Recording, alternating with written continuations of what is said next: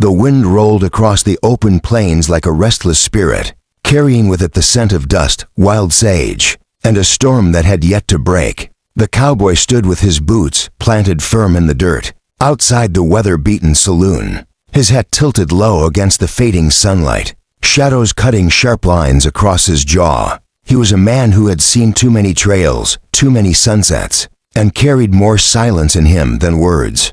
But his eyes had a depth that made people hesitate before they dared to look too long. Inside the saloon, voices laughed too loud, whiskey spilled too freely, and the piano man hammered out tunes that tried to fight back the loneliness of the wide western night. But the cowboy wasn't listening to any of it. His gaze had been caught by something softer, something he didn't often allow himself to notice. She was sitting alone at a corner table, her hands wrapped around a chipped glass, her hair falling loose over her shoulders in a way that made her look like she didn't belong to this place. Not entirely. Her eyes were deep wells of secrets, too many for a woman her age, and the faint tremor in her fingers spoke of a heart that had been broken, one too many times. The cowboy had seen pain before, in men, in women, in the way life could tear someone down, until there was nothing left but the will to keep breathing. But there was something about her pain that pulled at him, as if she was holding on to the last rope of hope, waiting for someone to notice before she let go. He stepped inside, the heavy wooden door groaning as he pushed it, and the room quieted in that way it always did when he entered, because folks knew trouble rarely followed him. But if it did, it never left standing. His spurs clicked against the floorboards as he crossed to the bar, ordered nothing but black coffee, and kept his eyes on her without meaning to. She looked up once, caught his gaze, and then looked away quickly, as if she'd touched something too hot. He didn't approach right away. A man like him didn't go chasing shadows, but shadows sometimes came to him. When she rose to leave, he found himself moving before he thought about it, following her out into the night, where the air was cooler and the stars had begun to scatter themselves across the velvet sky. She paused near the hitching post, her hands trembling as she fumbled with the reins of a horse that clearly wasn't hers. And before she could make a fool of herself or worse, he stepped up behind her. "That ain't your horse," he said, his voice low, steady, the kind of voice that could either calm a storm or start one. She froze, the breath catching in her throat, and for a long moment she didn't turn around. Then slowly, she lifted her chin, her eyes catching his in the dim light of the lantern outside the saloon. There was defiance there, but behind it, something raw. "And if it isn't," she whispered, her voice as fragile as broken glass. He took a slow step closer, not threatening, but not backing down either. "Then I'd say you're either running from something, or running to something. Which is it?" She swallowed hard, her lips trembling, and in that moment, all the strength she had tried to hold on to seemed to crack. "Running from," she whispered, and her voice was so soft the wind nearly stole it away. The cowboy studied her face, the bruise half hidden beneath her hair, the way her shoulders shook even though she tried to stand tall. He didn't ask questions she wasn't ready to answer. Instead, he reached past her, took hold of the reins with a hand that was steady as stone, and tied them back to the post. "This horse won't get you where you're going," he said quietly. "But maybe I can." She laughed then, a broken, bitter laugh that sounded like it had been trapped inside her for years. "You don't even know me. I could hurt you. I could ruin you just by being near you." Her words trembled, but her eyes burned with a plea she didn't dare put into words. The cowboy didn't flinch. He didn't look away. He stepped close enough that the warmth of his body cut through the night air, and in a voice that rumbled low, he said, "You can hurt me if you want." Her breath hitched, tears threatening at the corners of her eyes, and she shook her head. "Why would you let me?" And then came the answer she wasn't ready for, the one that would change everything. He lifted his hand, slow and careful, as if she were a wild horse that might bolt, and his fingertips brushed a strand of hair from her cheek. "Because I'll only hold you," he whispered, and in those words was a promise that no man had ever given her before. Her knees nearly gave beneath her, not because she didn't believe him, but because for the first time in years, she wanted to. The storm in her heart raged, threatening to tear her apart,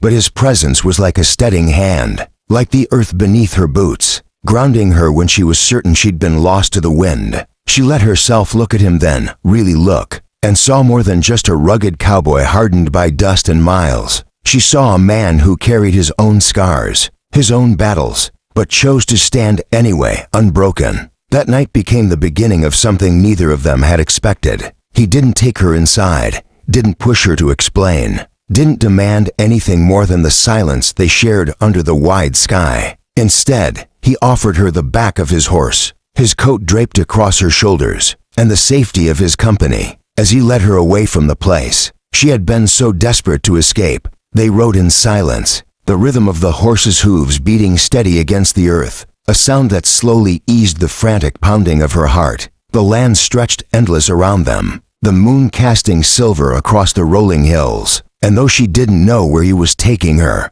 for once she didn't feel the need to run. By the time they reached a small cabin tucked into a grove of cottonwoods, her body had gone limp with exhaustion, her head resting against his back. He dismounted first, strong hands lifting her down as if she weighed nothing, and guided her inside with the kind of care that made her chest ache. The cabin was simple, a single room with a stone hearth, a bed pushed against the wall, and the smell of cedar and smoke lingering in the air. He lit a lantern, its glow casting warmth across the space, and then turned to her. She stood there, unsure, torn between fear and trust, but his voice came soft, steady, like the low hum of the earth. "You're safe here," he told her, and though she wanted to argue, to doubt, the way his eyes held hers made her believe it, if only for that night. She curled into the blanket he handed her, her body trembling still, but less now, as if some piece of her had finally found rest. He didn't press her with questions,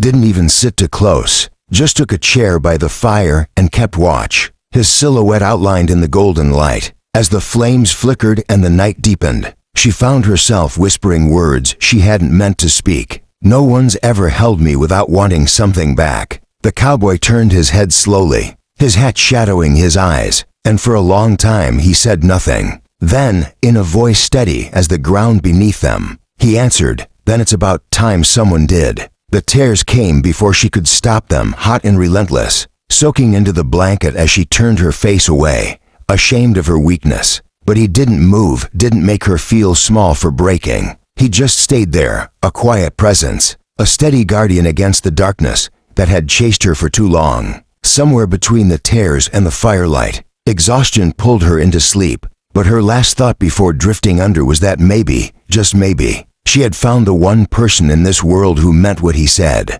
And for the cowboy, sitting there in the silence of the cabin, watching over her, he knew without doubt that the moment she had whispered those words, "You can hurt me if you want," something inside him had shifted. He wasn't a man who let people close, not anymore. But she had walked right past every wall he'd built with nothing more than the truth of her brokenness. And now, whether she knew it or not, he was bound to her, not by chains, not by fear, but by choice. The night stretched on, and the fire burned low, but in that cabin, something had been born that neither of them would be able to turn away from. A promise made not in words, but in silence, in the touch of a hand brushing hair from a cheek, in the simple vow of a man who knew what it meant to lose everything, and still choose to protect. And though the road ahead was certain to be dangerous, to test them both in ways they could not yet imagine, for now, there was peace. For now, there was a beginning. The morning broke slow and quiet over the plains, sunlight creeping through the cracks in the cabin's shutters, painting golden lines across the rough wooden floor. The cowboy had not slept. He sat in the same chair where he had kept watch all night, his head tilted forward, his eyes never straying far from the woman sleeping on his bed. When she stirred, her lashes fluttering against her cheeks, he looked away out of respect, staring instead into the dying embers of the fire. She stretched, her movements hesitant, as if unsure whether she was allowed such a luxury in this place. For a moment, she forgot where she was, panic flashing in her eyes, but then she saw him still there, still steady, and the panic faded. "You stayed," she whispered, her voice soft, cracking at the edges. He tipped his head back, his gaze meeting hers. "I said you were safe. I meant it." She sat up slowly, pulling the blanket tighter around her shoulders, her fingers twisting in the fabric as if it were the only thing keeping her grounded. No one ever means it, she said bitterly, though her voice lacked strength. The cowboy rose, his movements quiet, deliberate, and went to the small stove tucked in the corner. He poured water into a kettle, set it over the fire, and spoke without turning. Then maybe you've been trusting the wrong kind of people. She blinked at him, her lips parting, but she didn't argue. Instead, she studied the broad lines of his shoulders, the way he moved with a calm surety that spoke of years, surviving in a world that wasn't kind. He poured her a cup of coffee once the kettle whistled, handed it to her without ceremony, and she took it with trembling hands. The first sip burned her tongue, but she didn't complain. The warmth seeped into her, steadying her in a way she hadn't expected. "What's your name?" he asked suddenly, his voice low but not demanding. She froze, the cup pausing halfway to her lips. No one had asked her that in so long, not because they didn't know it, but because they didn't care. Names were only used to call, to command, to hurt. Giving it to him felt dangerous, like handing over a piece of herself she wasn't sure she could ever get back. Still, under the weight of his gaze, she found herself whispering, "Clara." The cowboy nodded once, a small gesture, but it felt like he'd just carved the word into stone, a promise to remember it.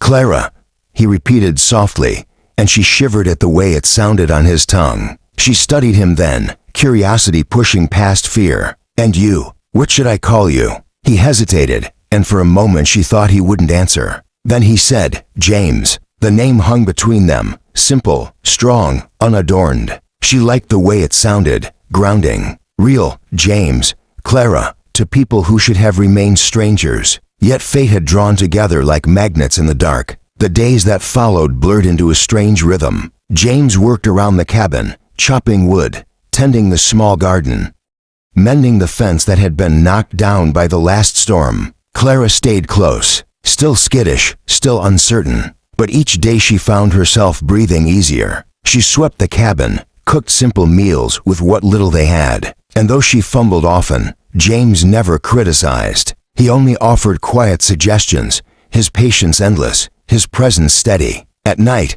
she lay awake on the bed while he dozed lightly in the chair, the fire casting shadows across his face. She wondered what demons haunted his sleep, what scars lay hidden beneath the silence he wore like armor. One evening, when the sky was painted in streaks of orange and crimson, she found herself asking the question that had burned in her chest. Since the night he'd saved her, "Why did you help me?" James was whittling a piece of wood on the porch, his hands steady, his eyes focused. He didn't look up when he answered, "Because I know what it feels like to want to run." She blinked, startled by the rawness of his words. "You."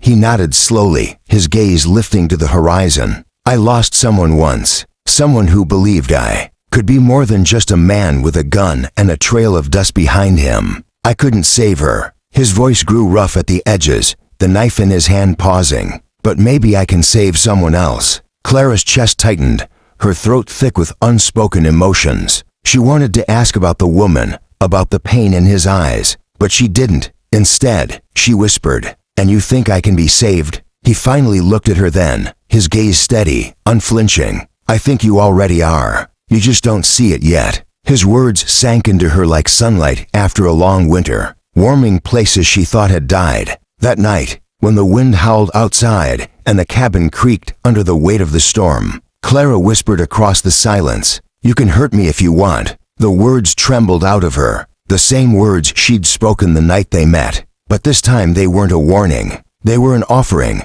a surrender. James lifted his head, his eyes catching the firelight, and for a long moment he said nothing. Then he rose from his chair, crossed the room slowly, and knelt beside her. His hand brushed her cheek, feather light, and his voice came steady, "Sure, I'll only hold you." She closed her eyes, tears slipping free, and when he wrapped his arms around her, she believed him. For the first time in years, she believed. The storm raged outside, but inside, in his arms, she felt safe. The days turned into weeks, and Clara began to change. She laughed, soft at first, then louder, until even James found himself smiling more. She walked with her shoulders straighter, her eyes brighter, though the shadows of her past still lingered. She told him pieces of her story of the man who had broken her, who had made her believe she was nothing more than a possession. A weight, a burden. James listened without judgment, his jaw tightening but his words gentle. "You're not what he said you are," he told her firmly one night. "You're stronger than you know." Clara wanted to believe it, and slowly, with James by her side, she began to. But peace never lasted long in the West. One afternoon, as the sun hung heavy in the sky, riders appeared on the horizon. Dust rose behind them, a storm of hooves and anger, and James knew before they reached the cabin that trouble had come. He stepped outside, his hand resting on the grip of his revolver, his stance calm but ready. Clara's breath caught in her throat as she peeked through the window, recognizing the man at the head of the group. Her past had found her, the man who had owned her, who had broken her, who had made her believe she was nothing. His sneer was the same, his eyes cruel as he dismounted, boots crunching in the dirt. "Clara," he drawled, his voice dripping poison. "You thought you could run from me?" She trembled, her hands gripping the window frame until her knuckles turned white. James stepped forward, his presence a wall between her and the man. "She's not yours," James said evenly, his voice carrying like thunder. The man laughed, a harsh, ugly sound. "And who are you to say so? Some drifter with a hero complex? You don't know what she is." James's hand tightened on his revolver, but his eyes never wavered. "I know enough. I know she's free now, and I won't let you take her back." The air thickened with tension, the other riders shifting uneasily. Sensing the storm about to break, Clara pressed her hand against the window pane, her heart pounding so hard it hurt. For a moment, fear threatened to choke her, but then she remembered James's words, remembered the way he had held her, the way he had made her believe she was worth saving, and something inside her snapped free. She burst through the door, her voice shaking, but loud enough to carry. "I'm not yours," she shouted, tears burning her eyes. "I was never yours. I belong to no one." The man's face twisted in rage, his hand reaching for his gun, but James was faster. In a single motion, his revolver cleared the holster, and the crack of gunfire split the air. The man fell, his cruelty silenced in an instant, and the other riders scattered, unwilling to face a man who carried both skill and conviction. The silence that followed was deafening. Clara stood frozen, her chest heaving, her body trembling, but then James turned to her, his gun lowering, his eyes softening as they met hers. "It's over," he said gently. She staggered toward him, collapsing into his arms, and he held her tightly, his promise made real in that embrace. She wept, not out of fear this time, but out of freedom, out of the weight finally lifting from her shoulders. James pressed his lips to her hair, whispering softly, "You're safe. Clara, you're safe." In the days that followed, the cabin became not just a refuge, but a home. Clara began to smile more, to dream more, to live. And James, for the first time in years, felt the quiet ache of his own heart begin to heal. Together, they built something stronger than the past, stronger than fear. Love, born from pain, but tempered by trust. And in the quiet moments, when Clara whispered, "You can hurt me if you want," James would always answer the same, "I'll only hold you." Their story became more than survival. It became a reminder that even in the harshest lands, even in the darkest nights, hope could still take root. And to those listening now, remember this: if you felt broken, if you felt lost, know that your story isn't over. You are stronger than you think, and there is always a chance to begin again. Stay with us, because more stories like this are waiting to be told. Subscribe to the channel, join the journey, and let these tales remind you that love, hope, and strength can be found even in the wildest of places.